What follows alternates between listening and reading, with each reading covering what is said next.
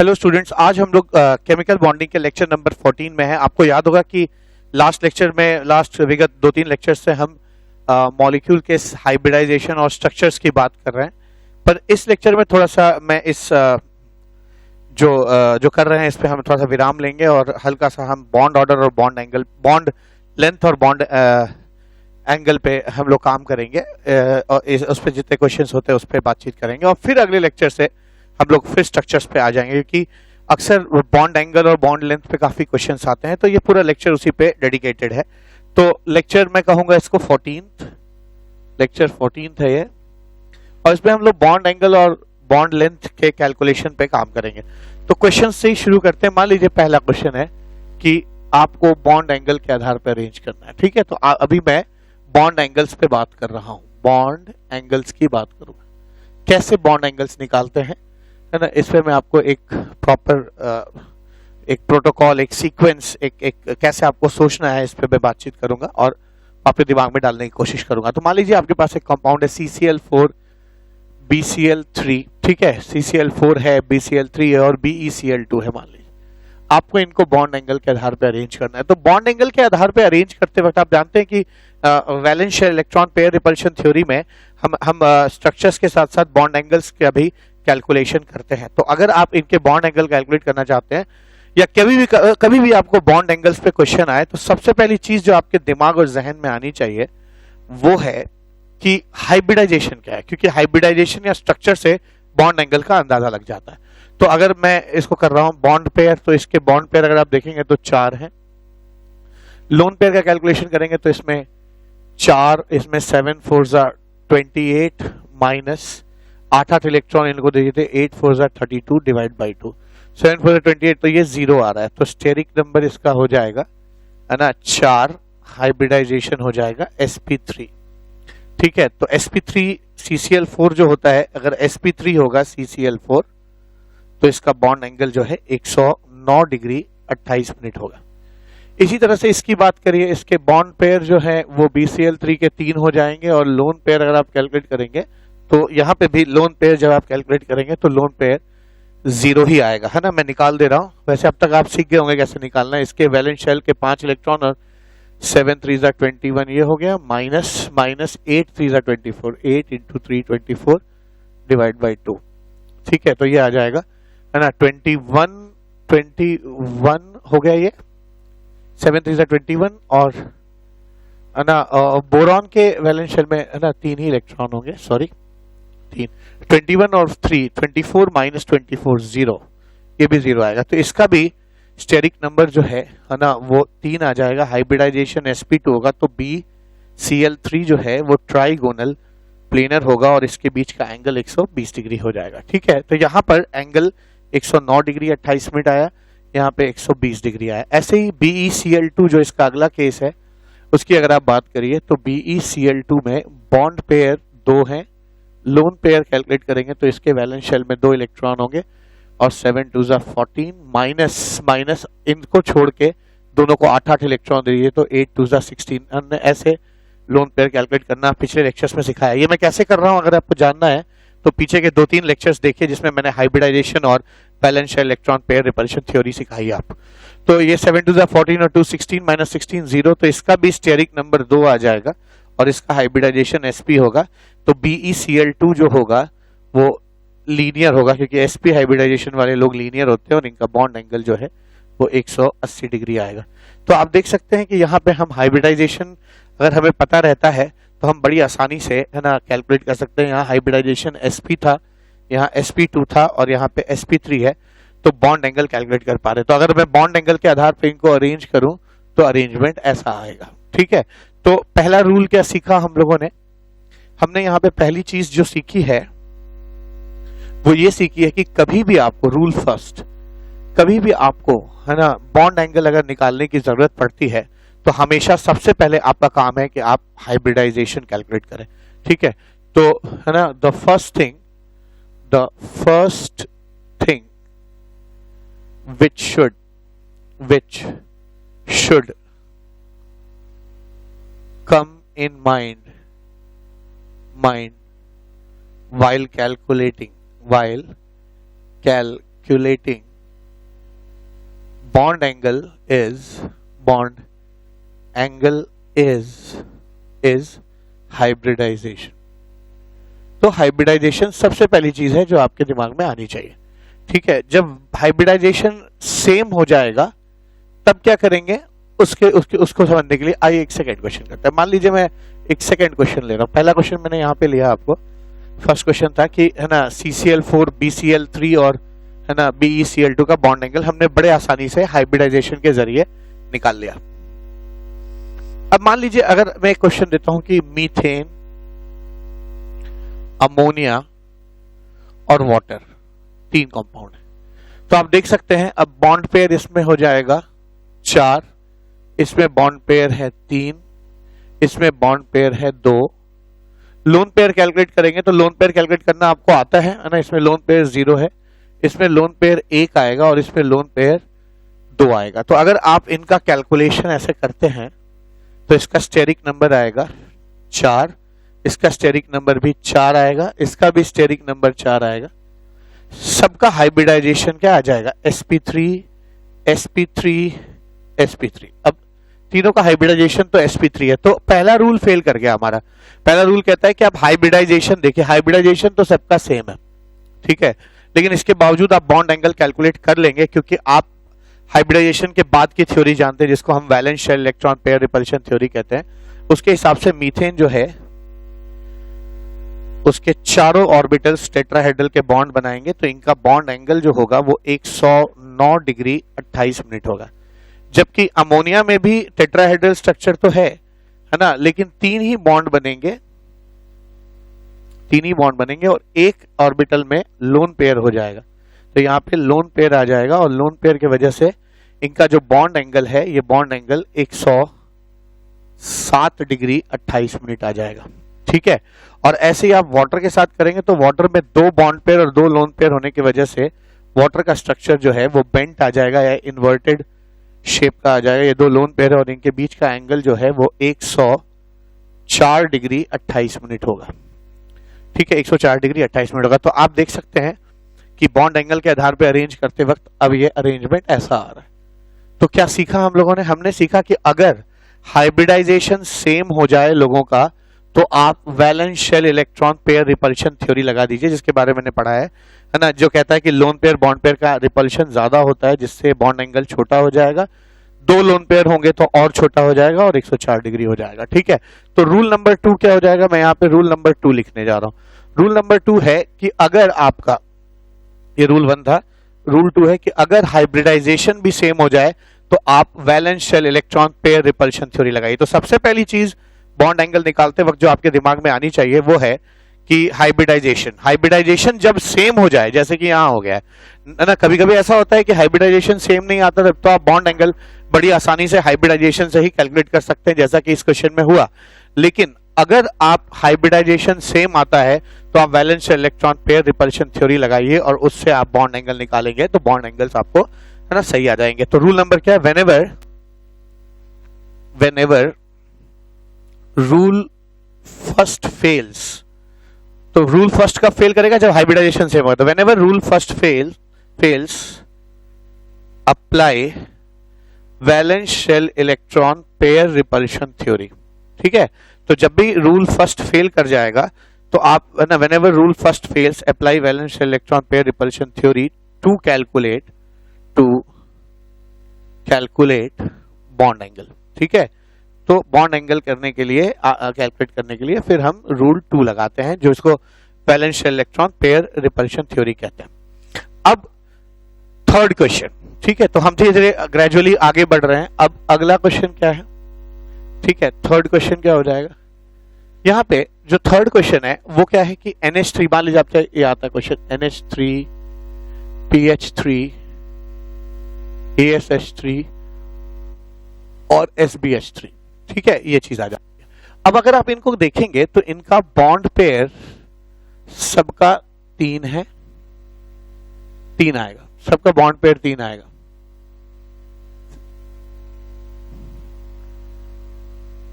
सबका lone pair 1 आएगा, सबका लोन पेयर 1 आएगा. सबका अगर आप स्टेरिक नंबर कैलकुलेट करेंगे ठीक है, तो सबका स्टेरिक नंबर 4 आएगा, सबका स्टेरिक नंबर 4 आएगा। तो और देखिए अब तक क्या था कि है ना, हाइब्रिडाइजेशन सेम था लेकिन लोन पेयर बॉन्ड पेयर बनता है 40, 31, 22, तो इनके बॉन्ड एंगल्स में डिफरेंस आ गया था। लेकिन यहाँ क्या है, सबका हाइब्रिडाइजेशन सेम आएगा, sp3 sp3 sp3 sp3, ठीक है, तो सबका बॉन्ड हाइब्रिडाइजेशन सेम है, इसलिए रूल नंबर 1 जो है वो फेल कर गया। अब हम valence electron pair repulsion theory लगाएंगे जो कहता है कि बॉन्ड पेयर और लोन पेयर के है ना कॉम्बिनेशन में फर्क होगा तो एंगल्स में फर्क आएगा। लेकिन यहाँ पे ताज्जुब की बात है कि यहाँ पे वो भी सेम है, दोनों 3 3 3 1 3 1 3 1 तीनों हो गए, तीनों जगह वही चीज आ गई। तो यहाँ पर आपका रूल 2 भी फेल कर जाता है, valence electron pair repulsion theory भी नहीं लगा सकते क्योंकि बॉन्ड पेयर और लोन पेयर में भी कोई डिफरेंस नहीं है। तो हाइब्रिडाइजेशन भी सेम है, बॉन्ड पेयर लोन पेयर का कॉम्बिनेशन भी सेम है, यानी दोनों रूल फेल कर जाएगा। अब इस केस में क्या करेंगे, तो ध्यान दीजिए ऐसे केसेस में करते क्या है, मान लीजिए एक एटम है A और उससे B एटम जुड़ा हुआ है,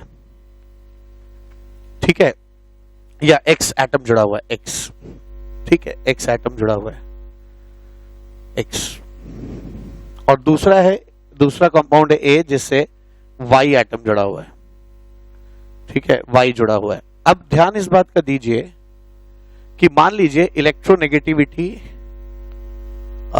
सॉरी यहां पे ना दोनों को X कर दीजिए, सेंट्रल एटम यहां पे डिफरेंट है, I am sorry, bonded atom same है, देखिए सबके बॉन्डेड एटम सेम है, सेंट्रल एटम बदल रहे हैं, है ना, नाइट्रोजन है तो फॉस्फोरस है तो आर्सेनिक है तो एंटीमनी, ठीक है। तो यहाँ पे क्या करिए, इसको A ले लीजिए और इसको सेंट्रल एटम को B ले लीजिए। अब माना कि इलेक्ट्रोनेगेटिविटी A की ज्यादा है B से, ये मैंने मान लिया, ठीक है, कोई किसी ना किसी की तो ज्यादा होगी, तो किसी एक को ज्यादा मान लिया। अब अगर A की ज्यादा है तो याद रखिए जो शेयर्ड पेयर ऑफ इलेक्ट्रॉन इनका बीच में था उसको A ज्यादा इलेक्ट्रोनेगेटिव है तो ज्यादा अपनी तरफ खींच लेगा, क्योंकि इलेक्ट्रोनेगेटिव चीजें इलेक्ट्रॉन खींच लेती है। अब मान लीजिए इनके बीच का दूरी जो है R1 बचा, ठीक है, अगर B कम इलेक्ट्रोनेगेटिव है, अगर B कम इलेक्ट्रोनेगेटिव है तो B कम इलेक्ट्रॉन खींचेगा, तो ये कम खींचेगा अपनी तरफ, कम खींचेगा अपनी तरफ, तो इनके बीच की जो दूरी है R2, ठीक है, R2 वो थोड़ी सी ज्यादा होगी। तो अगर मैं देख रहा हूं कि R1 कम है R2 से, अब ध्यान दीजिएगा अगर यहां दूरी कम होगी तो इन बॉन्ड पेयर अगर दूरी कम है, डिस्टेंस कम है, तो इन बॉन्ड पेयर में रिपल्शन बहुत ज्यादा होगा जिससे इनका बॉन्ड एंगल क्या हो जाएगा, एक्सपैंड कर जाएगा। तो मैं कह सकता हूं कि एंगल XAX, क्योंकि इनकी दूरी कम है तो एंगल XAX जो है वो दूरी कम होने से रिपल्शन ज्यादा हो जाएगा एंगल XBX से, एंगल XBX से ज्यादा हो जाएगा। तो क्या सीखा मैंने सीखा कि सेंट्रल एटम की जब इलेक्ट्रोनेगेटिविटी ज्यादा होती है तो उसका बॉन्ड एंगल भी ज्यादा होता है। ध्यान दे रहे हैं आप, है ना, ये चीज ऐसा है, अगर सेंट्रल एटम की इलेक्ट्रोनेगेटिविटी ज्यादा है तो उसके द्वारा बनाया गया बॉन्ड एंगल भी ज्यादा होगा। तो ऐसे केसेस में आप एक नियम बना लीजिए आज के बाद, रूल नंबर 3, ठीक है, रूल नंबर 3 क्या हो जाएगा, रूल 3 कि ना bond angle is directly proportional to electronegativity of central atom. ध्यान दीजिएगा, मैं फिर बोल रहा हूं रूल 3। अब मैंने क्या सीखा, रूल 3 सीखा कि रूल 3 है कि bond angle is directly proportional to electronegativity of central atom. अगर A की इलेक्ट्रोनेगेटिविटी B से ज्यादा है तो XAX एंगल भी जो है XBX से ज्यादा होगा। पर ये नियम तब लगेगा जब बॉन्डेड एटम्स जो हैं वो सेम होंगे। यहां पे देखिए दोनों तरफ X है, यहां भी X है, तो याद रखिएगा rule 3 is applicable only when bonded atoms are same, bonded atoms are same। तो यहां पे हम लोगों ने एक रूल और बना लिया। तो क्या सीखा हमने, अगर सबसे पहले हाइब्रिडाइजेशन देखा वो सेम है, फिर valence electron pair repulsion theory देखा वो भी सेम आ रहा है, तो अब हम ये नियम लगाएंगे जिसकी इलेक्ट्रोनेगेटिविटी सेंट्रल एटम की ज्यादा होगी उसका बॉन्ड एंगल ज्यादा होगा। मुझे मालूम है नाइट्रोजन की इलेक्ट्रोनेगेटिविटी फास्फोरस से ज्यादा होती है, बॉन्ड एंगल ज्यादा होगा, फिर ऐसे और होता भी ऐसा है। इसका 160 डिग्री 28 मिनट होता है, इसका 93 डिग्री होता है, इसका 92, इसका 91 डिग्री होता है। तो ये बिल्कुल सही सीक्वेंस आ गया। तो मैंने अब तक आपको 3 रूल बताए। पहला हाइब्रिडाइजेशन देखिए वो सेम हो जाए तो valence electron pair repulsion theory देखिए वो सेम हो जाए तो फिर ये लगाइए bond angle is inverse directly proportional to electronegativity of central atom. ये रूल 3 लगाएंगे। अब ये तो क्लियर हो गया, ये क्वेश्चन कर लिया। आइए फोर्थ क्वेश्चन देखते हैं। अब फोर्थ क्वेश्चन क्या है? फोर्थ क्वेश्चन मैं यहां लिख रहा हूं। फोर्थ क्वेश्चन है, हम लोगों ने अपने 3 क्वेश्चन देखे हैं अब और अलग अलग नियम बनाए। चौथा क्वेश्चन है PF3। अब चौथा क्वेश्चन थर्ड से अलग है। थर्ड क्वेश्चन में क्या था कि सेंट्रल एटम डिफरेंट था, यहां पे सेंट्रल एटम डिफरेंट था और बॉन्डेड एटम सेम था। अब हम यहां पे क्या करने वाले हैं, सेंट्रल एटम जो है वो अलग अलग कर देंगे और बॉन्डेड एटम जो है हमारा सेम रहेगा। ठीक है, सेंट्रल एटम जो है सेम रहेगा, बॉन्डेड एटम अलग अलग रहेगा। PF3 PCl3 PI3। अब आप इसका कैलकुलेट करेंगे तो फिर वही चीज आएगी, बॉन्ड पेयर सबके आएंगे 3, लोन पेयर की बात करेंगे सबके पास एक एक लोन पेयर होगा। आप कैलकुलेट कर लीजिएगा। ये कैलकुलेट करना मैंने पिछले लेक्चर्स में सिखाया है, हर बार मैं कैलकुलेट नहीं करूंगा, टाइम का लॉस होगा। Steric number 4 4 4 4, hybridisation sp3 sp3 sp3 sp3। अब होगा क्या, रूल नंबर 1, मुझे सबसे पहले हाइब्रिडाइजेशन देखना चाहिए। ठीक है, रूल नंबर 1, मुझे सबसे पहले हाइब्रिडाइजेशन देखना चाहिए, लेकिन यहां पे सबका हाइब्रिडाइजेशन सेम है। नेक्स्ट चीज, अब मुझे है ना valence electron pair repulsion theory देखनी चाहिए, यानी मुझे बॉन्ड पेयर और लोन पेयर में जो डिफरेंस है वो देखना चाहिए। पर यहां पे बॉन्ड पेयर और लोन पेयर का जो डिफरेंस है वो हर बार क्या आ रहा है, सेम आ रहा है। 3 bond pair 1 lone pair, 3 bond pair 1 lone pair same है, यानी रूल नंबर 2 भी फेल कर गया। ठीक है, अब रूल नंबर 3 क्या है कि bond angle is directly proportional to electronegativity of central atom. ठीक है, ये रूल नंबर 3 है, ये लगाते हैं तो आप पाएंगे इलेक्ट्रोनेगेटिविटी सेंट्रल एटम की इस क्वेश्चन में सेम है क्योंकि सबका सेंट्रल एटम फास्फोरस है, तो रूल 3 भी फेल कर गया। तो एक अच्छा क्वेश्चन है, अब फिर कोई नया रूल बनाने की जरूरत है। और देखिए, याद रखिए, हमेशा क्वेश्चन करते वक्त इसी तरह से सोचना है आपको। मैं बार बार इन रूल्स को दोहरा इसलिए रहा हूं ताकि आपके दिमाग में एक पैटर्न छप जाए कि सबसे पहले मुझे हाइब्रिडाइजेशन देखना है, फिर मुझे valence electron pair repulsion theory देखनी है, वो भी सेम हो जाए तो मुझे फिर bond angle is directly proportional to electronegativity of central atom देखना है। जब ये तीनों रूल फेल हो जाए तो आइए चौथे रूल को एक्सप्लोर करते हैं। अब मान लीजिए 2 सेंट्रल एटम सेम है, ए और ए। इस बार अंतर बॉन्डेड एटम का x है, x है, y है, y है। माना कि इलेक्ट्रोनेगेटिविटी x की ज्यादा है y से, ये मान लिया मैंने, कोई ना कोई तो ज्यादा हो गई, मान लिया। तो अगर x की इलेक्ट्रोनेगेटिविटी ज्यादा होगी तो x इस एटम को अपनी तरफ ज्यादा खींचेगा, तो ये जो दूरी r1 है ये बढ़ जाएगी। जबकि y की अगर इलेक्ट्रोनेगेटिविटी कम है तो वो इसको कम खींचेगा, कम दूरी तक खींचेगा, और ये जो दूरी आएगी R2 वो कम आएगी। ठीक है, तो मैं कह सकता हूं कि इस केस में R1 जो है वो R2 से ज्यादा है, और अगर R1 ज्यादा है यानी दूरी ज्यादा है तो रिपल्शन कम होगा, तो बॉन्ड एंगल कम हो जाएगा। जब भी दूरी ज्यादा होती है तो रिपल्शन कम होगा तो बॉन्ड एंगल कम होगा, यानी मैं कह सकता हूं इसका bond angle XAX will be less than angle YAY।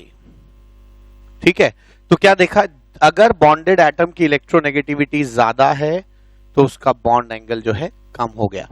ठीक है, या फिर सुनिएगा, अगर बॉन्डेड एटम की इलेक्ट्रोनेगेटिविटी ज्यादा है तो उसका बॉन्ड एंगल कम हो जाएगा। तो यहां पे मैं रूल नंबर 4 कॉइन कर रहा हूं। 4, रूल नंबर 4 क्या है? रूल नंबर 4 ये कहता है कि bond angle is inversely proportional to electronegativity of bonded atom. Bonded atom की इलेक्ट्रोनेगेटिविटी जितनी ज्यादा होगी उसका बॉन्ड एंगल उतना कम होगा।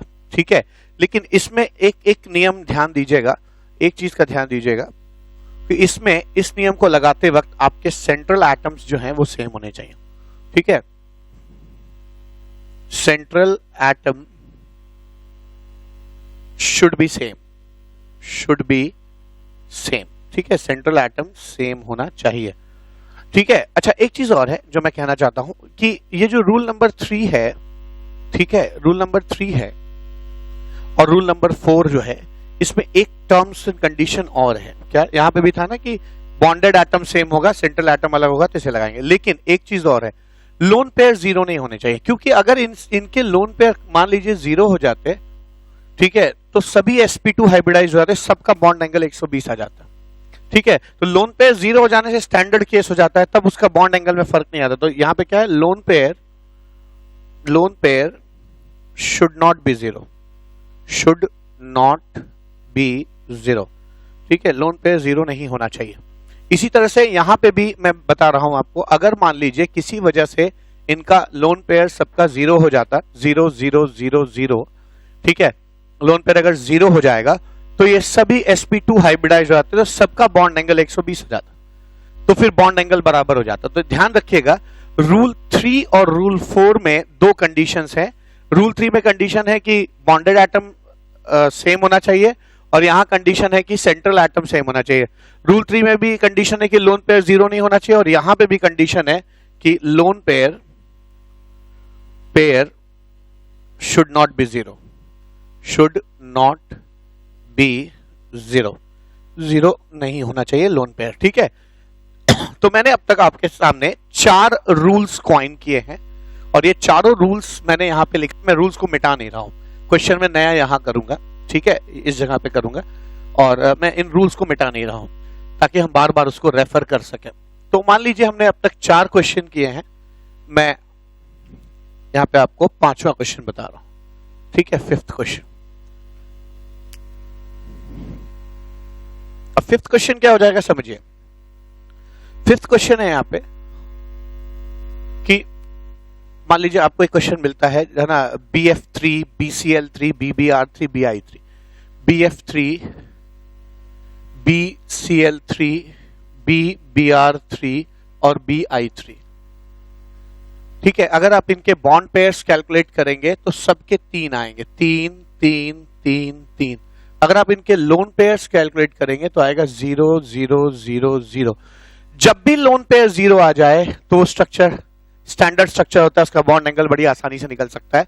स्टेरिक नंबर कितना आ गया, 3 3 3 3। हाइब्रिडाइजेशन क्या हो जाएगा, sp2 sp2 sp2 sp2, ठीक है। तो अब सोचने वाले कैसे गलती करेंगे यहाँ पे, क्योंकि आप क्या गलती कर सकते हैं यहाँ पे देखिए। आप बोलेंगे सर ने कहा था सबसे पहले हाइब्रिडाइजेशन निकालिए, हाइब्रिडाइजेशन सेम है, ठीक है। फिर आप कहेंगे सर ने कहा था VSC PRT यानी इनका कॉम्बिनेशन देखिए, इनका कॉम्बिनेशन भी क्या आ रहा है ना, सेम आ रहा है। फिर सर ने कहा था कि ठीक है बॉन्डेड, अगर सेंट्रल एटम सेम हो तो बॉन्डेड एटम देख लीजिए, ये रूल नंबर 4 है ना, सेंट्रल एटम सेम होगा तो बॉन्डेड एटम देखिए, बॉन्डेड एटम जितना इलेक्ट्रोनेगेटिव होगा बॉन्ड एंगल कम होगा, तो बॉन्ड एंगल जितना इलेक्ट्रोनेगेटिव होगा बॉन्ड एंगल कम होगा। ऐसे आप कर बैठेंगे और ये बिल्कुल गलत हो जाएगा, दिस इज रॉन्ग, ब्लंडर है, ठीक है। इसलिए ब्लंडर है क्योंकि अगर लोन पेयर जब 0 होता है तब आप रूल 3 और रूल 4 नहीं लगा सकते, है ना। तब ध्यान देंगे कि 0 है, 3 बॉन्ड है, तो इसका बॉन्ड एंगल 120 हो जाएगा, इसका भी 120 होगा, 120 होगा, 120 होगा। इनके बॉन्ड एंगल में कोई डिफरेंस नहीं आएगा। और अगर बॉन्ड एंगल सबका सेम आएगा 120, क्योंकि सबका हाइब्रिडाइजेशन sp2 है, सब स्टैंडर्ड स्ट्रक्चर है, तो ये इनमें ग्रेडेशन नहीं होगा, बल्कि इनके सारे बॉन्ड एंगल्स जो हैं वो क्या आएंगे, सेम आएंगे, ठीक है। तो ये बहुत 5वां क्वेश्चन इंपॉर्टेंट क्वेश्चन है, ठीक है। तो यहाँ पे मैंने आपको लगभग जो है बॉन्ड एंगल कैसे निकालना है सिखा दिया। मैं फिर से रिवाइज करूं, सबसे पहले हाइब्रिडाइजेशन देखिए, वो सेम हो जाए तो valence electron pair repulsion theory देखिए, वो भी सेम हो जाए तो फिर आप बॉन्ड एंगल को सेंट्रल एटम की इलेक्ट्रोनेगेटिविटी से जज कर सकते हैं, डायरेक्टली प्रोपोर्शनल होता है। लेकिन शर्त यह है कि जितने बॉन्डेड एटम है वो सेम होने चाहिए और मॉलिक्यूल्स का लोन पेयर 0 नहीं होना चाहिए, तब रूल 3 लगाएंगे। ये भी फेल हो जाए तो फिर आप क्या करेंगे, बॉन्ड एंगल को बॉन्डेड एटम की इलेक्ट्रोनेगेटिविटी से जज कर सकते हैं। बॉन्ड एंगल बॉन्डेड एटम की इलेक्ट्रोनेगेटिविटी के इनवर्सली प्रोपोर्शनल होता है, ठीक है, इससे जज कर सकते हैं। लेकिन इसके लिए भी शर्त है क्या, कि सेंट्रल एटम जो है आपका क्या होना चाहिए, सेम होना चाहिए, और लोन पेयर देखिए सेंट्रल एटम सेम होना चाहिए और लोन पेयर जीरो नहीं होना चाहिए। ठीक है, अगर लोन पेयर जीरो हो जाएगा तो बॉन्ड एंगल्स जो है, अगर हाइब्रिडाइजेशन भी सेम है, VSE PRT भी सेम है और बॉन्ड एंगल और लोन पेयर भी जीरो हो जाएगा, तो आंख बंद करके कह सकते हैं कि तीनों सारे बॉन्ड एंगल्स जो हैं वो क्या हो जाएंगे, आपके सेम हो जाएंगे। तो ये 5 क्वेश्चन तो मैंने आपको थ्योरी सिखाने के लिए किया। अब आइए कुछ इस पे 4-5 जनरल क्वेश्चंस भी करते हैं। Question number 6। अब 6th क्वेश्चन क्या है, मान लीजिए आपसे आया कि H2O, H2S, H2SC और H2TE का आपको बॉन्ड एंगल के आधार पर अरेंज करना है।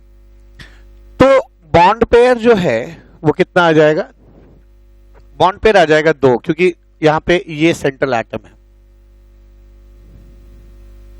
बॉन्ड पेयर 2 कैलकुलेट करेगा तो लोन पेयर भी 2 आएगा। ये कैलकुलेट कैसे किया जाता है मैंने सिखाया है, बार बार मैं उसको पूरा कैलकुलेट नहीं करूंगा, आप चेक कर लेंगे, ये आएगा। तो स्टेरिक नंबर इसका आ जाएगा 4 4 4 4, हाइब्रिडाइजेशन आ जाएगा sp3। तो रूल 1 क्या कहता है कि हमको सबसे पहले हाइब्रिडाइजेशन निकालना चाहिए। जब वो सेम हो जाए तब हम बॉन्ड पेयर रूल नंबर 2 लगाएंगे, जो कि बॉन्ड पेयर और लोन पेयर का कॉम्बिनेशन देखेंगे हम, और ये दोनों सेम आ रहा है, बॉन्ड पेयर लोन पेयर का कॉम्बिनेशन में सेम आ रहा है, यानी valence shell electron pair repulsion theory fail कर गई। थर्ड रूल है कि आप सेंट्रल एटम की इलेक्ट्रोनेगेटिविटी देखिए, सेंट्रल एटम की ना बॉन्ड एंगल जो होता है वो कहीं ना कहीं सेंट्रल एटम के इलेक्ट्रोनेगेटिविटी के डायरेक्टली प्रोपोर्शनल होता है, बशर्ते, शर्त क्या है, शर्त यह है कि बॉन्डेड एटम क्या होना चाहिए, सेम होना चाहिए। तो यहां पे ये चीज लग जाएगी, रूल नंबर 3 क्या लग जाएगा, जिसकी इलेक्ट्रोनेगेटिविटी ज्यादा है उसका बॉन्ड एंगल ज्यादा होगा। तो ऐसा होता भी है, 104 डिग्री 28 मिनट, ये 92, ये 91, ये 91 डिग्री होता है। ठीक है, तो इस तरह का जो है सीक्वेंस आ जाता है, 91 होता है, लेकिन अगर बहुत माइन्यूटली देखें तो थोड़ा सा उससे कम मिलेगा आपको। तो ये क्वेश्चन नंबर 6 हो गया। तो मैं आपको जनरल क्वेश्चंस करा रहा हूं, जहां पे मैंने जो रूल सिखाए आपको उसको अप्लाई करना सिखा रहा हूं। नेक्स्ट 7th क्वेश्चन है NCl3 और NF3 कैसे बॉन्ड एंगल जज करेंगे। तो फिर अगेन बॉन्ड पेयर, इनका सेंट्रल एटम नाइट्रोजन है दोनों का, बॉन्ड पेयर जो है दोनों का 3-3 होगा, लोन पेयर दोनों का 1-1 आएगा। ठीक है, 1-1 आएगा। दोनों का स्टेरिक नंबर जो है वो 4-4 होगा, दोनों का हाइब्रिडाइजेशन sp3 होगा। तो अगेन मैंने यहां पे देखा कि दोनों का हाइब्रिडाइजेशन सेम है, रूल नंबर 1 फेल कर गया। सेकेंड रूल क्या है कि बॉन्ड पेयर और लोन पेयर का कॉम्बिनेशन देख लीजिए, क्योंकि valence shell electron pair repulsion theory यही होती है, वो भी सेम है, 3-1 3-1 सेम पैटर्न है दोनों का। अब आप क्या कर सकते हैं, अब आप थर्ड रूल लगा सकते हैं, सेंट्रल एटम के इलेक्ट्रोनेगेटिविटी से बॉन्ड एंगल जज कर सकते हैं, पर यहां पे सेंट्रल एटम भी क्या है, दोनों का सेम है। ठीक है, सेम है। अब क्या करेंगे आप, है ना, बॉन्ड एंगल, आप फोर्थ रूल लगाएंगे, bond angle is inversely proportional to electronegativity of bonded atom. ये लगाते वक्त दो चीजों का ख्याल रखना चाहिए कि बॉन्डेड एटम से अगर आप इलेक्ट्रोनेगेटिविटी ऑफ बॉन्डेड एटम से बॉन्ड एंगल निकाल रहे हैं, तो एक चीज का ध्यान रखिएगा, ठीक है, कि बॉन्डेड सेंट्रल एटम दोनों का सेम होना चाहिए, वो तो है ही, और दूसरी चीज लोन पेयर्स 0 नहीं होने चाहिए, वो भी नहीं है। ठीक है, तो आप ये लगा सकते हैं, जिसका बॉन्डेड एटम की इलेक्ट्रोनेगेटिविटी ज्यादा होगी उसका बॉन्ड एंगल कम होगा। मुझे लगता है क्लोरीन से इलेक्ट्रोनेगेटिविटी फ्लोरीन की ज्यादा होती है, तो जिसकी इलेक्ट्रोनेगेटिविटी ज्यादा होगी उसका बॉन्ड एंगल कम हो जाएगा, यानी NCl3 और NF3 में NCl3 का, है ना, जिसकी इलेक्ट्रोनेगेटिविटी ज्यादा होगी उसकी बॉन्ड एंगल कम होगा, तो NCl3 का बॉन्ड एंगल ज्यादा होगा, NF3 का क्या हो जाएगा, कम हो जाएगा। ठीक है, तो ये आपका 7th क्वेश्चन हो गया। तो यहां पे मैं जनरल क्वेश्चंस लेता जा रहा हूं और चेक कर रहे हैं हम लोग कि आप उस रूल को कैसे लगाना है, ये मैं आपको सिखा रहा हूं। नेक्स्ट क्वेश्चन है CH4 और CF4। ठीक है, अब इनको भी आपको बॉन्ड एंगल के आधार पर अरेंज करना है। तो अगर बॉन्ड एंगल के आधार पर अरेंज, सेम चीज लगाइए, बॉन्ड पेयर दोनों के 4-4 आएंगे, लोन पेयर दोनों का 0-0 आएगा, दोनों का स्टेरिक नंबर जो है 4 और 4 होगा, दोनों का हाइब्रिडाइजेशन sp3 और sp3 होगा। ठीक है, अब देखिए रूल नंबर 1, हाइब्रिडाइजेशन सेम हो गया। रूल नंबर 2, बॉन्ड पेयर और लोन पेयर का कॉम्बिनेशन भी सेम हो गया। रूल नंबर 3, सेंट्रल एटम की इलेक्ट्रोनेगेटिविटी देखनी है, सेंट्रल एटम भी सेम हो गया।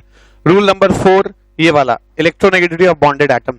तो ये लगाते वक्त ध्यान दीजिए, ये हम लगा सकते हैं यहाँ पे कि bond angle is inversely proportional to electronegativity of central atom, लेकिन ये तब लगता है जब लोन पेयर जीरो हो। जब लोन पेयर जीरो हो जाता है तो स्टैंडर्ड स्ट्रक्चर हो जाएगा, दोनों स्टैंडर्ड स्ट्रक्चर है, दोनों टेट्राहेड्रल होंगे, इसके अलावा कोई और स्ट्रक्चर बन ही नहीं सकता और कोई और एंगल में इधर उधर होने की संभावना भी नहीं है, क्योंकि चार लोगों को मैक्सिमम डिफरेंस पे मैक्सिमम सेपरेशन पे रखने का यही तरीका हो सकता है। दोनों केसेस में एंगल जो है 109 डिग्री 28 मिनट और 109 डिग्री 28 मिनट आएगा, यानी चारों रूल फेल कर गए हैं और यहाँ पे बॉन्ड एंगल दोनों का क्या आ जाएगा, सेम आ जाएगा। ठीक है, तो ये क्वेश्चन नंबर मैंने आपको 8th बता दिया। तो देख रहे हैं कैसे इन चार रूल से अगर आप सिस्टमैटिकली सोचते हैं तो आप बड़े आराम से बॉन्ड एंगल्स को कैलकुलेट कर सकते हैं। नेक्स्ट क्वेश्चन है मेरे पास, क्वेश्चन नंबर 9th, OH2 मतलब H2O वाटर है, ये OF2OCl2 मान लीजिए ऐसा। ठीक है, तो अगेन ये सेंट्रल एटम हो, ये वाटर है, H2O है, लिखा है जानबूझ के ताकि एक जैसे दिखाई पड़े। अब अगर आप बॉन्ड पेयर की बात करेंगे तो दो दो दो हो जाएगा, लोन पेयर की बात करेंगे तो लोन पेयर भी इनमें दो होगा। ठीक है, दो इसमें भी दो होगा और इसमें भी दो होगा, आप चेक कर लेंगे, है ना, कैसे कैलकुलेट करते हैं आपको पता है। तो स्टेरिक नंबर की बात करिए, स्टेरिक नंबर जो है इनका हो जाएगा 4 4 4, सबका हाइब्रिडाइजेशन हो जाएगा sp3 sp3 sp3। अब ध्यान दीजिए, मैं रूल्स लगा रहा हूं। रूल नंबर 1 कहता है कि हमको सबसे पहले हाइब्रिडाइजेशन देखना चाहिए, वो तो सेम है। रूल नंबर 2 कहता है कि हमें नेक्स्ट चीज देखना चाहिए कि बॉन्ड पेयर और लोन पेयर का कॉम्बिनेशन सेम है, जी सेम है। थर्ड रूल क्या लगाना है कि सेंट्रल एटम की इलेक्ट्रोनेगेटिविटी देखिए, वो तो सेम है। अब फोर्थ रूल लगाएंगे, ये वाला फोर्थ रूल ये लगाएंगे कि बॉन्ड एंगल और is inversely proportional to electronegativity, bond angle is inversely proportional to electronegativity of bonded atom. ठीक है, ये बी ए बॉन्ड एंगल है, ये बी ए बॉन्डेड एटम है, तो इलेक्ट्रोनेगेटिविटी बॉन्डेड एटम की ज्यादा होगी तो बॉन्ड एंगल कम होगा। तो इस लिहाज से अगर आप देखिए तो अच्छा, लेकिन ये रूल तब लगता है जब लोन पेयर जीरो ना हो, तो यहां जीरो नहीं है तो ये रूल लगा सकते हैं। तो हम यहां पे क्या रूल लगा रहे हैं, bond angle is inversely proportional to electronegativity of bonded atom.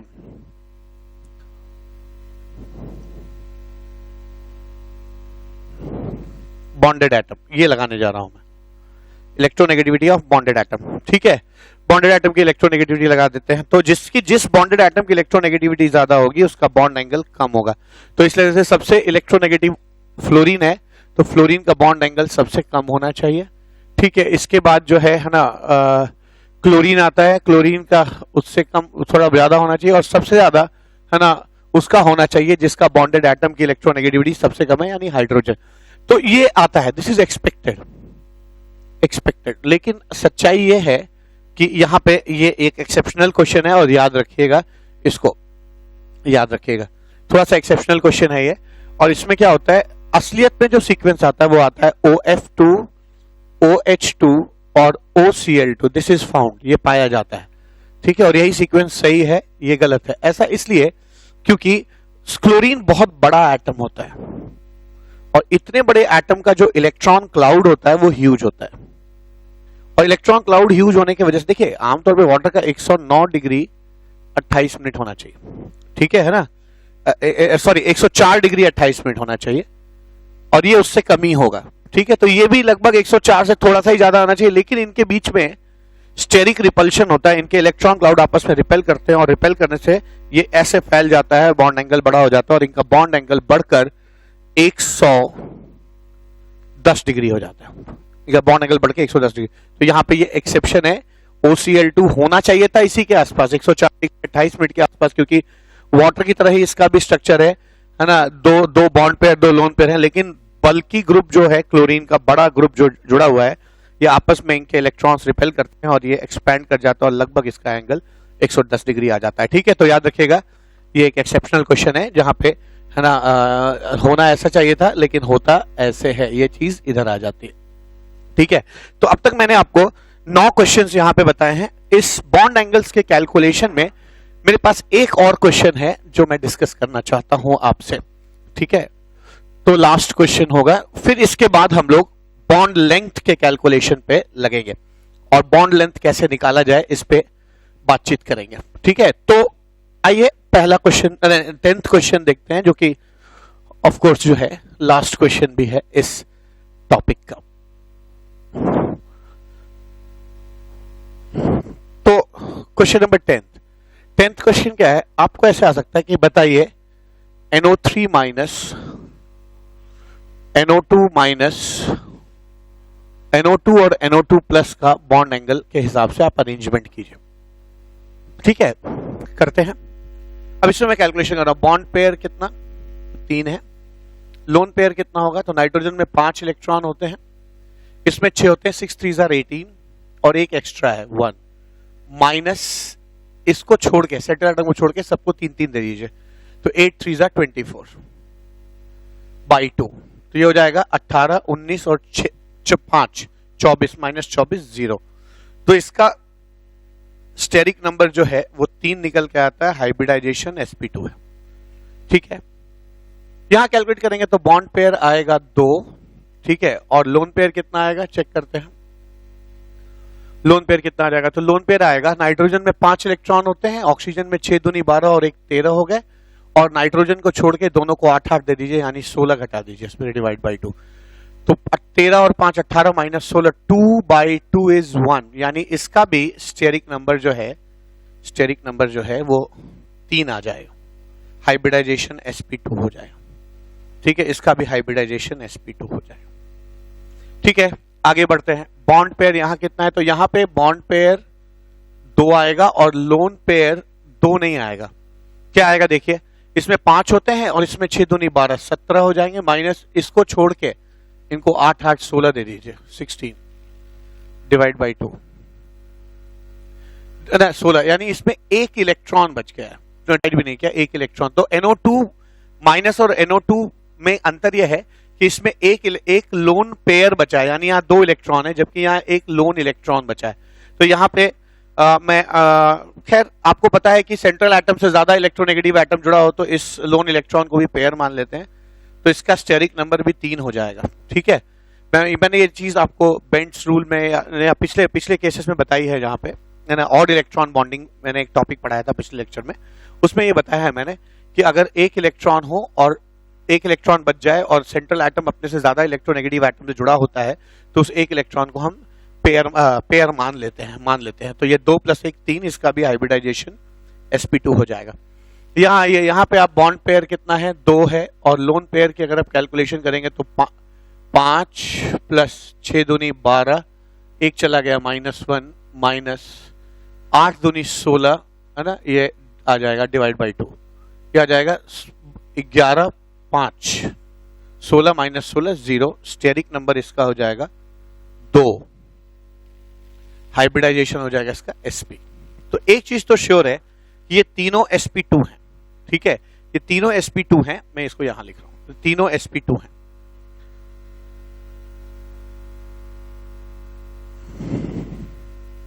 तीनों sp2 हैं, तो लेकिन ये sp है, तो एक चीज तो श्योर है कि इसका बॉन्ड एंगल 180 होगा, और ये NO2 सबसे ज्यादा बॉन्ड एंगल वाला स्पीशी हो जाएगा, 180 डिग्री है इसका, 180 डिग्री हो जाएगा इसका। तो क्लियर हो गया। और चूंकि इसका लोन पेयर 0 है तो ये एग्जैक्ट 120 होगा, यानी नाइट्रेट जो है ना, नाइट्रेट जो है एग्जैक्ट 120 होगा।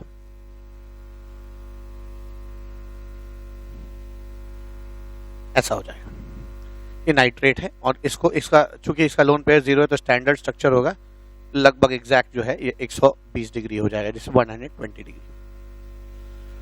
अब मामला इन दोनों में फंसता है। NO2 माइनस कैसा होता है, तो याद रखिए 2 बॉन्ड पेयर 1 लोन पेयर है, यानी एक इसके पास लोन पेयर है।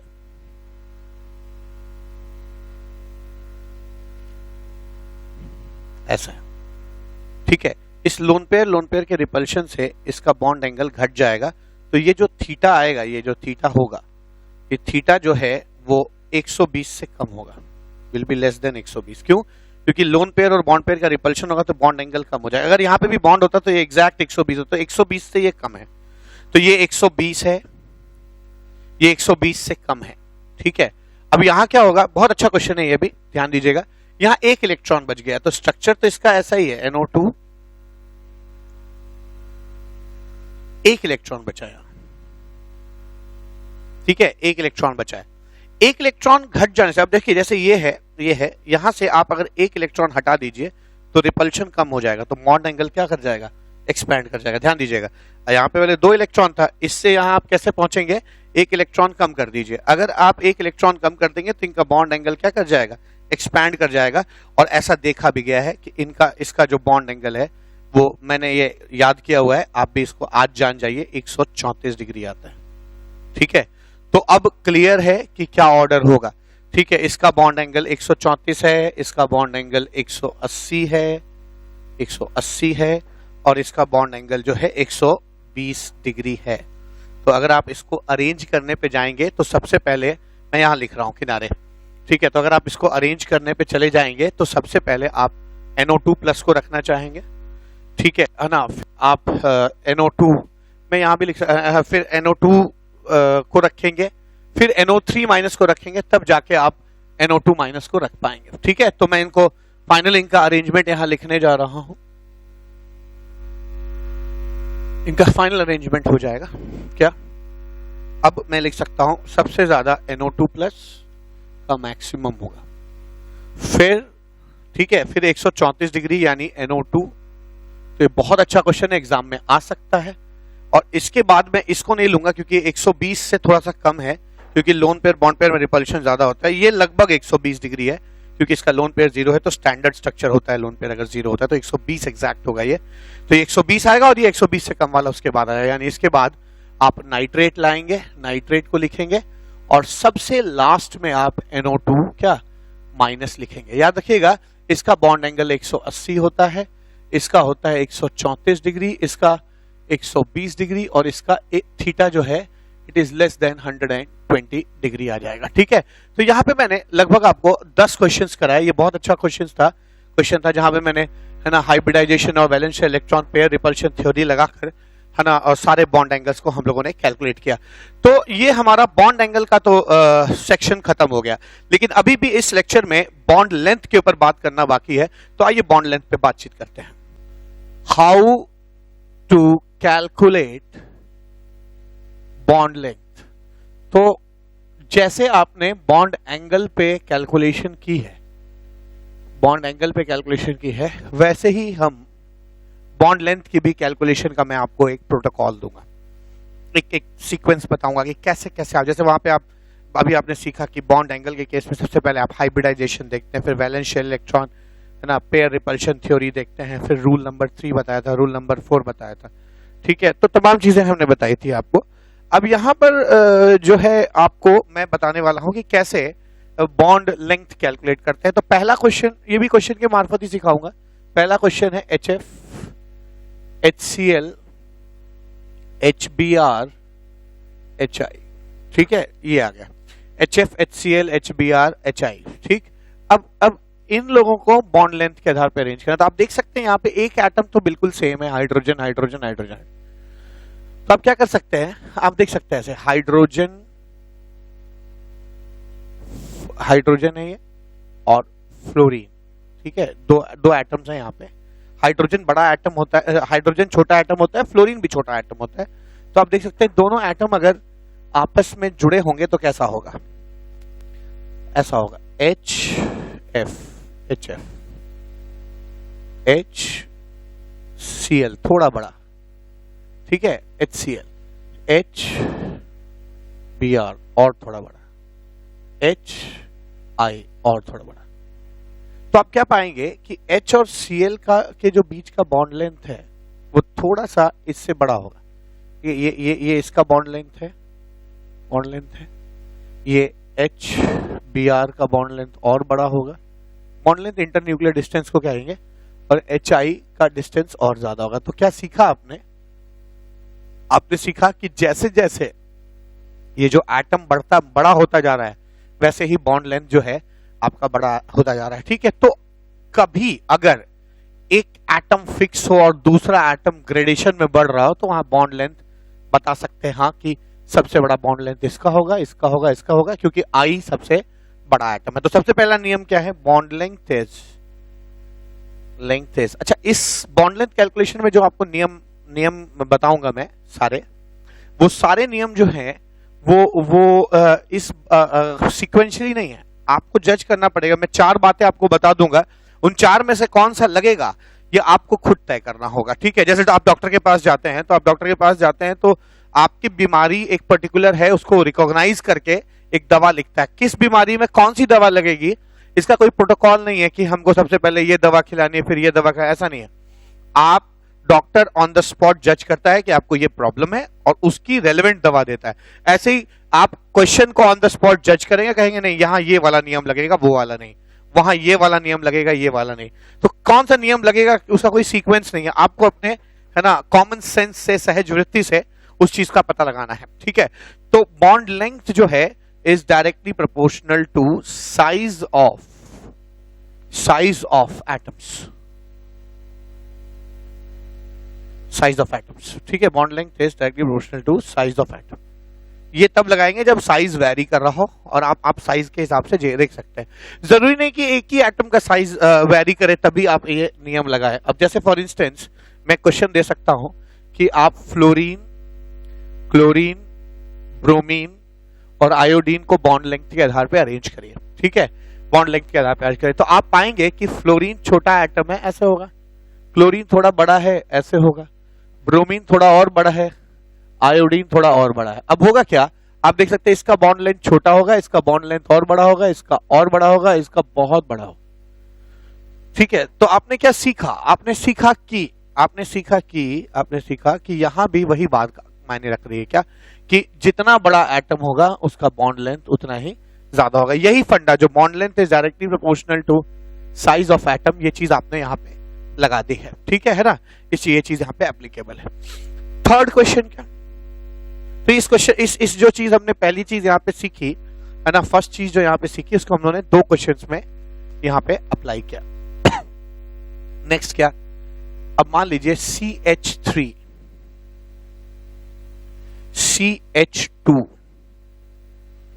और CH, ये 3 बॉन्ड्स हैं, ठीक है। ये 3 बॉन्ड्स हैं।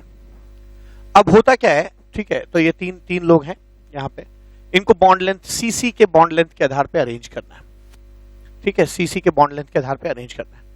तो मैं आपको एक बात बता दूं क्या, कि अगर देखिए इसको एक्सप्लेन करने के कई तरीके हो सकते हैं। जैसे यहां पे 2 इलेक्ट्रॉन है, यहां पर बीच में 4 इलेक्ट्रॉन है और यहां बीच में 6 इलेक्ट्रॉन है। तो क्या होगा, 2 कार्बन का न्यूक्लियस दोनों इसके टुवर्ड्स अट्रैक्ट हो रहा है, यहां पे दोनों कार्बन का न्यूक्लियस 4 इलेक्ट्रॉन के टुवर्ड्स अट्रैक्ट हो रहा है, और यहां कार्बन का दोनों न्यूक्लियस जो है वो 6 इलेक्ट्रॉन की तरफ अट्रैक्ट हो रहा है। चूंकि यहां अट्रैक्शन ज्यादा होगा इसलिए बॉन्ड लेंथ जो है वो क्या हो जाएगा, छोटा हो जाएगा। ये तो आप लेमैन तरीके से बता सकते हैं, लेकिन इसका ज्यादा अच्छा तरीका क्या है बताने का, कि याद रखिए इसका यहां पे कार्बन का हाइब्रिडाइजेशन sp3 है, यहां पे कार्बन का हाइब्रिडाइजेशन sp2 है, यहां पे कार्बन का हाइब्रिडाइजेशन sp और sp। अब ध्यान दीजिएगा, यहां s कैरेक्टर 25% है, 25% s कैरेक्टर है। यहां इस केस में 33.33% जो है s कैरेक्टर है, और यहां 50% s कैरेक्टर है। अब अगर s कैरेक्टर, s छोटा होता है, p बड़ा ऑर्बिटल होता है, छोटे ऑर्बिटल का परसेंटेज अगर ज्यादा होगा तो रिजल्टेंट ऑर्बिटल छोटा होगा। sp क्या है, हाइब्रिडाइज्ड ऑर्बिटल है ना, वो s और p के मिक्सिंग से बना है। s छोटा है, p बड़ा है, छोटे का अंश 50% है तो रिजल्टेंट भी छोटा होगा। छोटे का अंश घट गया तो ऑर्बिटल का लेंथ बढ़ जाएगा, छोटे ऑर्बिटल का अंश बहुत कम है तो ऑर्बिटल बड़ा होगा, ठीक है। तो क्या सीखा, जितना s कैरेक्टर ज्यादा होता है उतना ऑर्बिटल छोटा होगा।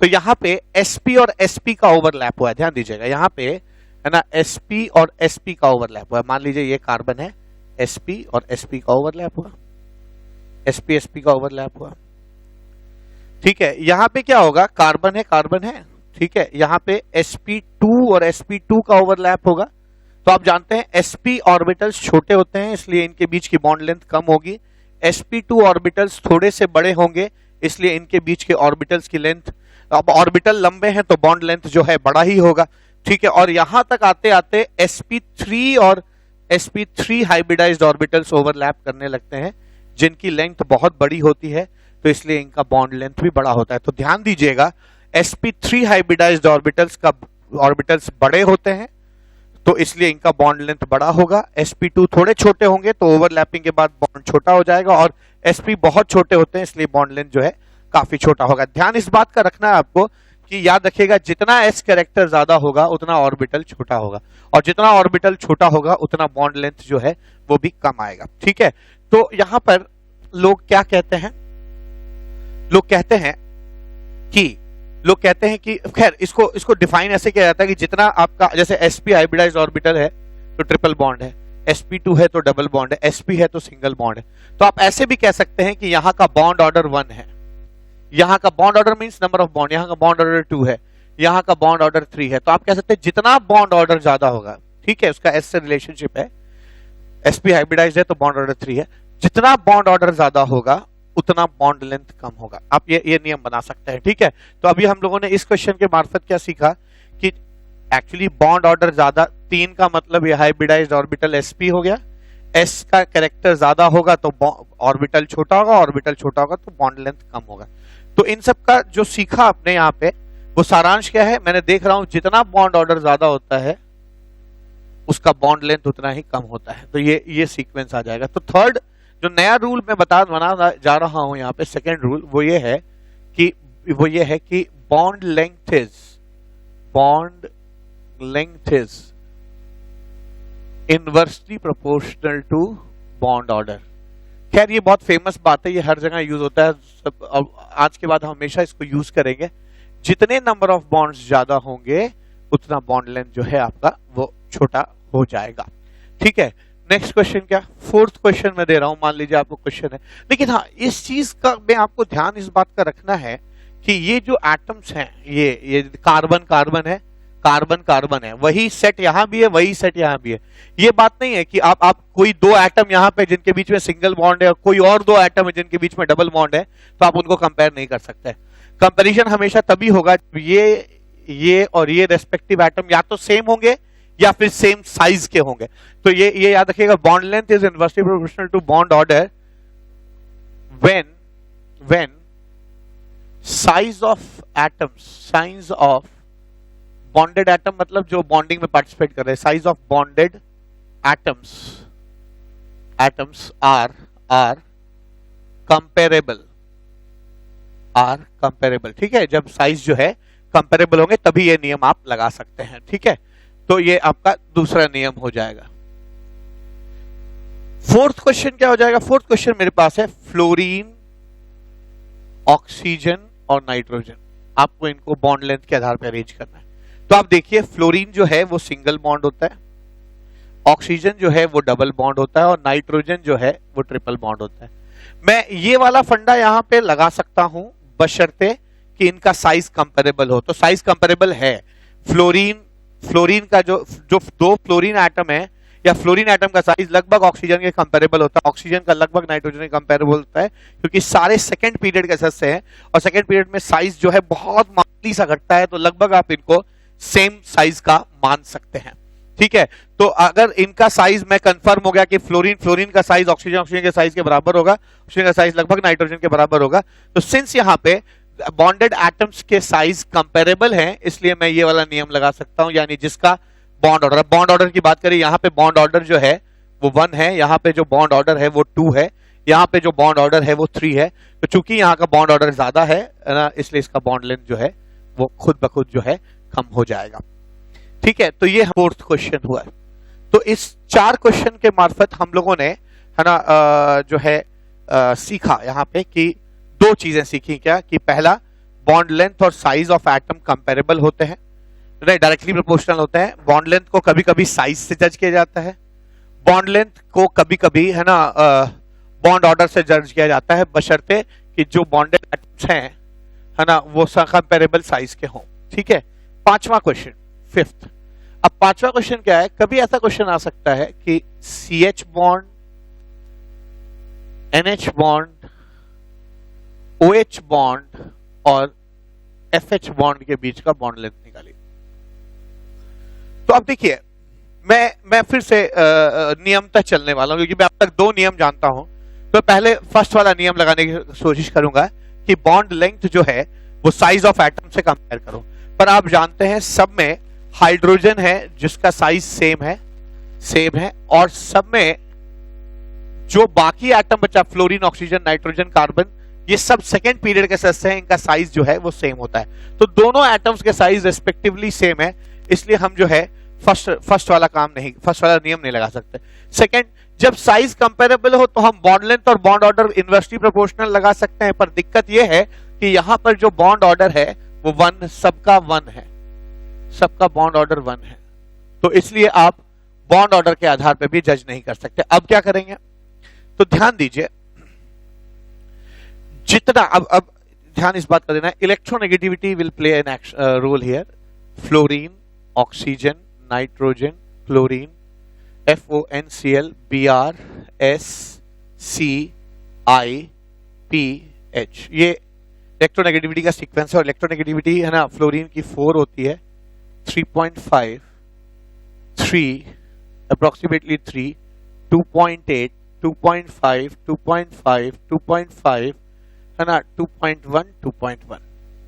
तो कहने वालों का कहना है कि जब इलेक्ट्रोनेगेटिविटी का डिफरेंस बहुत ज्यादा होगा, यानी लोगों में इलेक्ट्रोनेगेटिविटी का अंतर बहुत ज्यादा होगा, तो जो ज्यादा हाईली, अब जैसे अंतर देखिए, यहाँ पे क्या है, यहाँ पे कार्बन और हाइड्रोजन का जो अंतर है वो मात्र 0.4 है, ठीक है। अगर आप यहाँ पे है ना इलेक्ट्रोनेगेटिविटी का अंतर देखिए तो वो 0.4 आएगा। यहाँ पे N और H के बीच में कितना अंतर है ना, 3 और 2.1 के बीच में इलेक्ट्रोनेगेटिविटी का जो डिफरेंस है वो 0.9 है, ठीक है। और यहाँ पर ऑक्सीजन और हाइड्रोजन के बीच में जो अंतर है वो 3.5 माइनस 2.1, यानी इलेक्ट्रोनेगेटिविटी का जो डिफरेंस है वो यहाँ पे आ जाएगा 1.4। और यहाँ पे फ्लोरीन और हाइड्रोजन के बीच में इलेक्ट्रोनेगेटिविटी का जो डिफरेंस है वो लगभग 1.9 आ जाएगा। तो फ्लोरीन हाइड्रोजन के रेस्पेक्ट में बहुत ज्यादा इलेक्ट्रोनेगेटिव है, दिख भी रहा है। कहाँ हाइड्रोजन सबसे लीस्ट इलेक्ट्रोनेगेटिव है, फ्लोरीन सबसे ज्यादा है। तो फ्लोरीन अगर इतना ज्यादा इलेक्ट्रोनेगेटिव होगा तो वो शेयर्ड पेयर ऑफ इलेक्ट्रॉन को खींचेगा अपनी तरफ, और शेयर्ड पेयर ऑफ इलेक्ट्रॉन को ज्यादा इलेक्ट्रोनेगेटिव होने की वजह से शेयर्ड पेयर ऑफ इलेक्ट्रॉन को खींचेगा अपनी तरफ और बॉन्ड लेंथ छोटा हो जाएगा। यहां कम खींचेगा, ये कम छोटा होगा, यहां और कम खींचेगा और कम छोटा होगा, यहां बहुत कम खींचेगा बहुत कम छोटा होगा। तो मैं कह सकता हूं जितना इलेक्ट्रोनेगेटिविटी का डिफरेंस ज्यादा होता है, जितना इलेक्ट्रोनेगेटिविटी का डिफरेंस ज्यादा होगा, उतना जो भाई इलेक्ट्रोनेगेटिविटी का डिफरेंस ज्यादा होने का मतलब क्या है कि एक दूसरे की तुलना में बहुत ज्यादा इलेक्ट्रोनेगेटिव है। तो अगर दूसरा एटम बहुत ज्यादा इलेक्ट्रोनेगेटिव होगा तो शेयर्ड पेयर, इलेक्ट्रोनेगेटिव का मतलब ही होता है कि वो इलेक्ट्रॉन को अपनी तरफ खींचे। तो शेयर्ड पेयर ऑफ इलेक्ट्रॉन अपनी तरफ, जो ज्यादा इलेक्ट्रोनेगेटिविटी होगा, शेयर्ड पेयर ऑफ इलेक्ट्रॉन उसको वो अपनी तरफ खींचेगा, जिससे अगला एटम और करीब आ जाएगा और बॉन्ड लेंथ छोटा हो जाएगा। तो मैं कह सकता हूं कि यहां फ्लोरीन सबसे ज्यादा खींचेगा, इसलिए सबसे छोटा बॉन्ड लेंथ ऐसे। तो मैं कह सकता हूं बॉन्ड लेंथ जो है यहां पर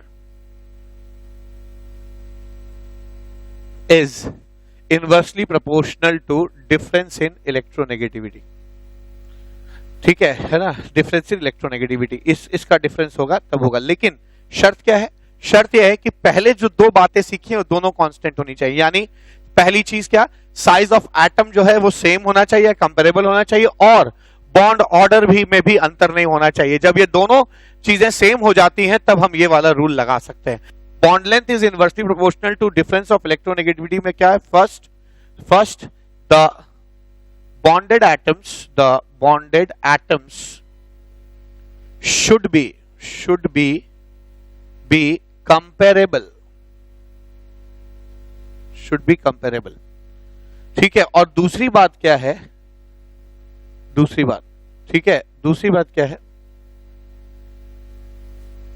दूसरी चीज ये हो जाएगी है ना, कंपेरेबल होना चाहिए। और दूसरी चीज बॉन्ड ऑर्डर जो है, जो यहां पे हम लोगों ने सीखा, ठीक है, bond order of every bond should be same, bond order of every bond should be same.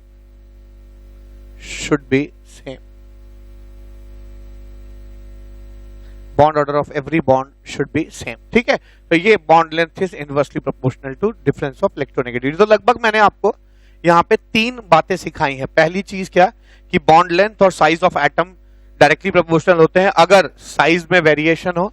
अगर साइज में वेरिएशन नहीं होता है ना, नहीं होता है, कंपेरेबल साइज के होते हैं, तो बॉन्ड ऑर्डर देख लीजिए. बॉन्ड ऑर्डर के बॉन्ड लेंथ इनवर्सली प्रोपोर्शनल होगा.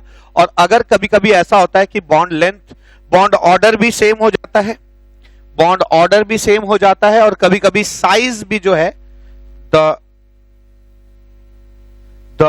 साइज होना चाहिए यहाँ पे, the size of bonded atom should be comparable.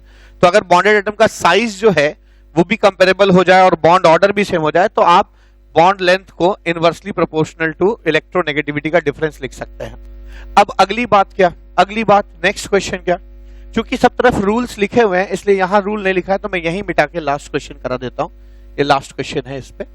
और नेक्स्ट रूल क्या हो जाएगा, नेक्स्ट क्वेश्चन पहले करते हैं तो हमें रूल का भी पता चल जाएगा. अब नेक्स्ट क्वेश्चन है आपका, जो कि हमारा शायद 6th क्वेश्चन होगा. ठीक है, 6th क्वेश्चन है. तो 6th क्वेश्चन क्या है, 6th क्वेश्चन ये सारे रूल भी फेल कर देगा. आप देखिए मैं 6th क्वेश्चन लिख रहा हूं. CH3CH3, ठीक है, CH3CH3 NH2NH2 OH और फ्लोरीन. ठीक है, अब एक ये क्वेश्चन है, बहुत बहुत अच्छा क्वेश्चन है. ठीक है, ये जितने भी अब तक आपने नियम सीखे हैं वो सब यहाँ पे है ना एप्लीकेबल नहीं होंगे, तो इस केस में क्या करना है वो हमें सीखना होगा. ठीक है, तो आइए देखते हैं. पहला नियम क्या, फर्स्ट नियम मैंने यहां लिखा, फर्स्ट बॉन्ड लेंथ और साइज से कंपेयर करिए. साइज सेम होगा क्योंकि कार्बन, नाइट्रोजन, ऑक्सीजन और फ्लोरीन सब सेकेंड पीरियड के सदस्य हैं, इनका साइज जो है वो कंपेरेबल होता है. ठीक है, तो ये बात तो अब नहीं रही. आगे बढ़ा जाए, बॉन्ड ऑर्डर देख लिया जाए. सेकंड पॉइंट है, सेकंड पॉइंट जो है कि लोग कहते हैं कि बॉन्ड ऑर्डर देख लीजिए, पर सेकंड बॉन्ड ऑर्डर भी सबका क्या है, सेम है. क्यों, बॉन्ड ऑर्डर इसका भी 1 है, इसका भी बॉन्ड ऑर्डर 1 है, इसका भी बॉन्ड ऑर्डर 1 है, क्योंकि एक ही बॉन्ड है, इसका भी बॉन्ड ऑर्डर 1 है. ठीक है, तो ये भी एप्लीकेबल नहीं है.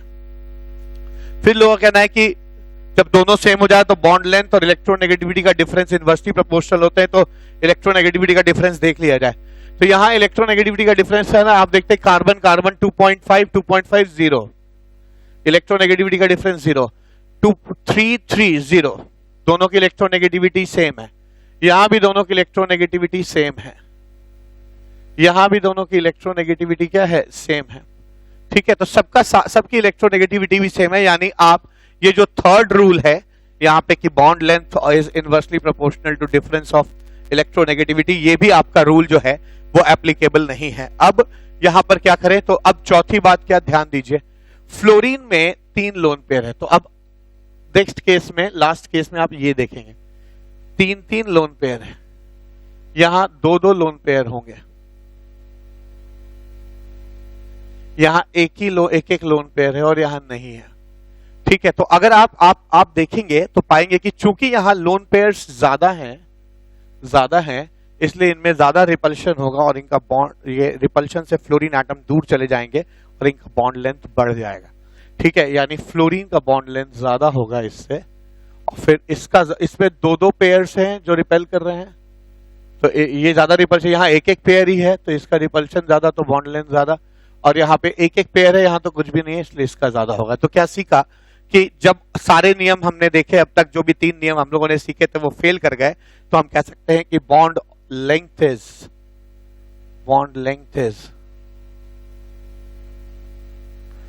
Directly proportional to inter electronic repulsion.